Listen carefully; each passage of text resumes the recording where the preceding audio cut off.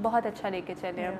मैं आपको एक चीज़ बताती हूँ, हमने 8 महीने में मन मस्त मलंग का शूट ख़त्म किया, और जब हमारा लास्ट डे था वी वर सो सैड कि हमारा शूट ख़त्म हो रहा है। शिट यार, अब हम सेट पे नहीं आएंगे, बिकॉज अली भाई ने कहते हैं captain of the ship, the director is the captain of the ship. I had such a wonderful experience with him. He took everything, इतने स्मूथली अली भाई लेके चले चीज़ों को, मामलात को। इवन कुछ स्क्रिप्ट में कुछ चीज़ें भी थी जो नहीं मुझे समझ आ रही थी, but then as an actor आप ऐसी पोजीशन में भी होते हो समटाइम्स कि you have to perform and you have to do it.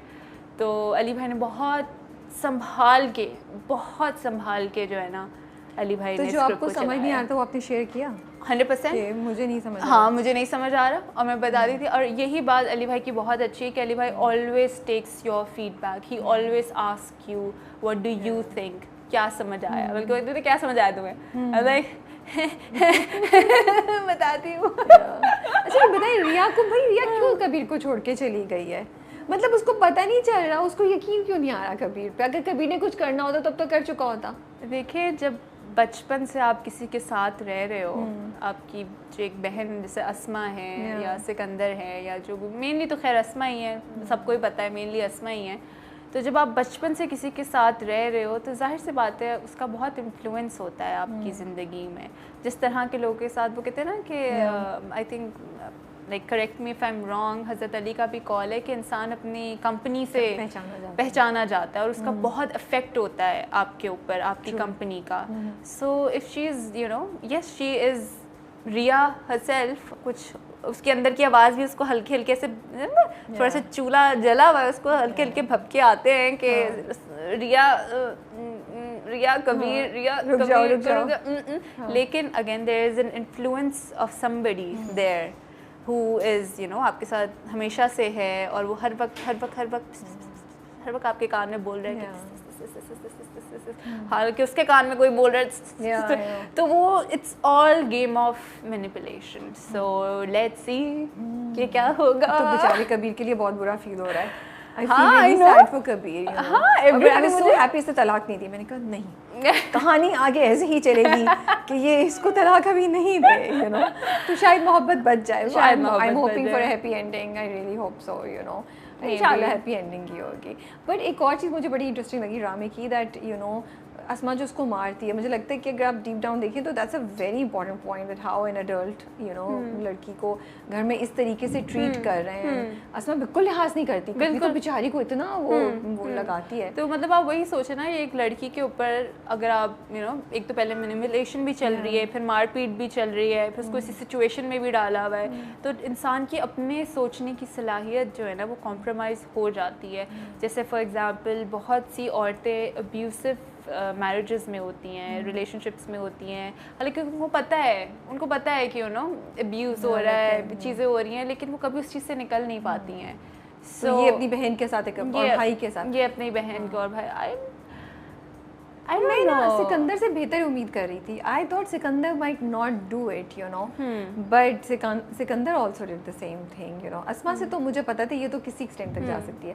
Sikandar मुझे, क्योंकि वो रिया का बीच में ख्याल रखता था, उसको पढ़ाई के लिए भी भेजा था। आई रियली होप कि कहीं से सिकंदर की रिडेम्पशन हो जाए।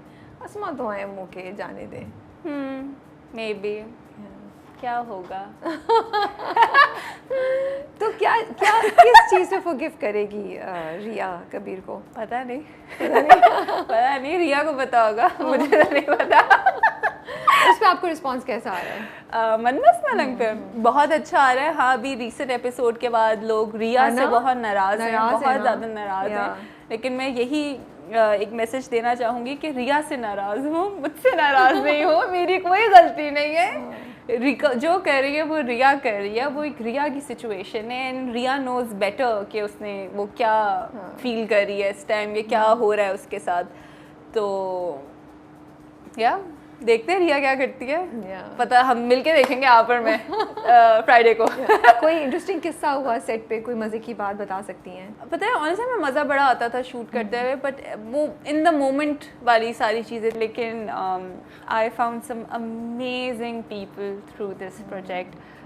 उज़मा Hasan, Adnan, Samad, this combination of the siblings में अली भाई को ना मैंने एक दफ़ा बोला भी था कि अली भाई ये जो आपने कर दिया है ना, ये जो बहन भाई का जो आपने ट्रायंगल बनाया है ना, I will always be grateful to you because what an amazing actor they are. अच्छे एक्टर होने के साथ साथ वो दोनों बहुत अच्छे इंसान भी हैं। सीखने को भी मिलता है आपको बहुत कुछ। उज़मा जी से तो आपने बहुत कुछ like amazing, she is a great actress. I love her so much. मुझे पता है, मैं एक दफ़ा मैंने उनका इंटरव्यू भी देखा और जब वो पहली दफ़ा सेट पे भी मेरे लिए फ़ैन मोमेंट हुआ था उज़मा जी के साथ। अव्वल तो मैं वैसे ही उनकी बहुत बड़ी फ़ैन हूँ, तो जब वो सेट पे भी आए तो माय गॉड आई उनको हग कर लिया। She was like okay nice, सही है। She is also very friendly माशाल्लाह से। शी इज जानू, झप्पी लगाती हो। हाँ शी इज जानू बहुत। और उन्होंने मुझे इतने पॉइंट्स के ऊपर वही ना, अदनान भाई और उज़मा जी साथ साथ जो है ना वो सिखाते जा रहे थे। अच्छी सी चाट हमारी बनती जा रही थी, सारे मसाले डलते जा रहे थे। एक ज़रूर हुआ था कि मेरा और उज़मा जी का सीन था, वही पहला सीन जो था ना जिसमें मैं कहती हूँ 7 दिन इतने फलाने दिन इतने घंटे, और ये जब कबीर की आने की खबर मिलती है, जब मैं खड़ी भी होती हूँ और उज़मा जी बैठ के अपना पूरा वर्क कैथारसिस कर रही होती हैं।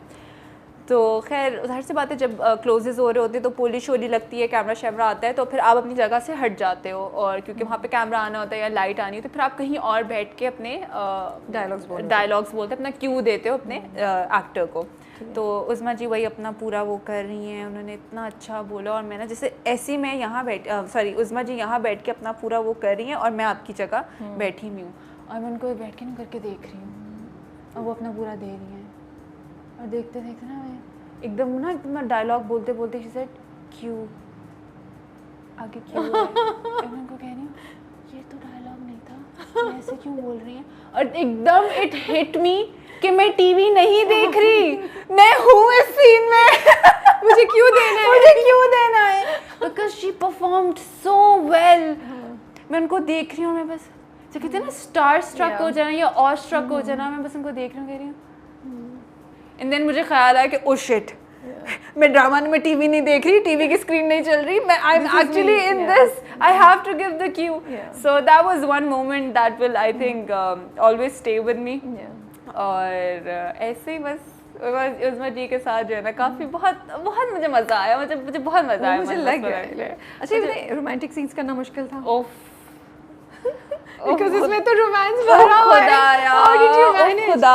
खुदाया मैं इतनी, मुझे तो हंसी बहुत आती है ना, मतलब आई थिंक अभी पूरे इंटरव्यू में पता भी लग गया होगा कि मैं बहुत हंसमुख हूँ, हंसी निकल जाती है। तो ऑब्वियसली नर्वस भी होते, ऊपर से नर्वस बंदा हो ही जाता है ना। और माशाल्लाह दानिश आते भी अपने ऑरा के साथ है हमेशा, मतलब उनकी एक वो है ना कि तो औरत से निकलते किस वक्त है वो? ही इज अ पूकी, मैं आपको सच बताऊं, ऐसे पूरे उनकी इमेज है ना ऐसे वो एंग्री यंग मैन वाली, लेकिन वो पूरे सेट पे ऐसे मजाक करते रहते हैं। सो या हम बात कर रहे थे रोमांटिक सीन्स की। ऑब्वियसली नर्वस, हंसी भी आ जाती थी, मैं ज़्यादा देर दानिश को देख भी नहीं पाती थी, तो फिर मैं ऑब्वियसली यहाँ देखती थी या यहाँ देखती थी। कितनी ट्रिक्स है ना, कितनी ट्रिक्स है। और कभी कभी होता है कि आप देख रहे होते हैं ना, देखते देखते आपकी आंखें स्क्विंट कर जाती हैं, because obviously you are looking directly. इसमें तो इतने लंबे लंबे डायलॉग्स हैं कसम से। तो वहाँ पे मुझे ये चीज़ ना सबसे पहले तो मुझे फैसल भाई ने एक दफ़ा ये बात समझाई थी फ़ोटोशूट पे। एक पोस्ट था जिसपे फैसल भाई को ना मुझे ऐसे पकड़ना था और फैसल भाई यूँ थे और मैं यूँ थी ना, तो ऑब्वियसली मेरा पहला मुझे डर भी लग रहा था। तब भी मुझे फैसल भाई ने सिखाया था कि लुक एट दिस आई, मेरे ना इधर कॉर्नर पे देखो। और अभी भी जब मैं दानिश के साथ भी काम कर रही थी तो बीच बीच में मुझे दानिश ने तब भी सिखाया था और बताया था कि तुम्हें मैं ट्रिक बताता हूँ। उन्होंने मुझे 1-2 ट्रिक्स बताई, तो दानिश भी वॉज वेरी हेल्पफुल।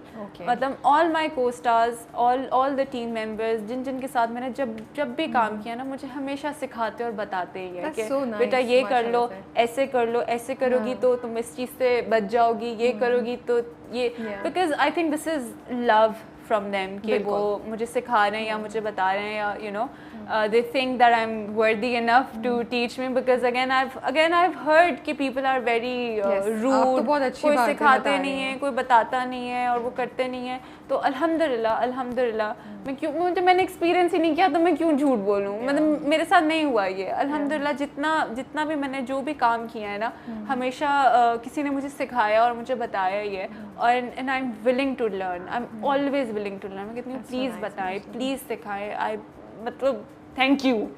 तो मेरा आता है कि बॉस आप बताएं। इस ईद पे हम आपको काफ़ी देख रहे हैं।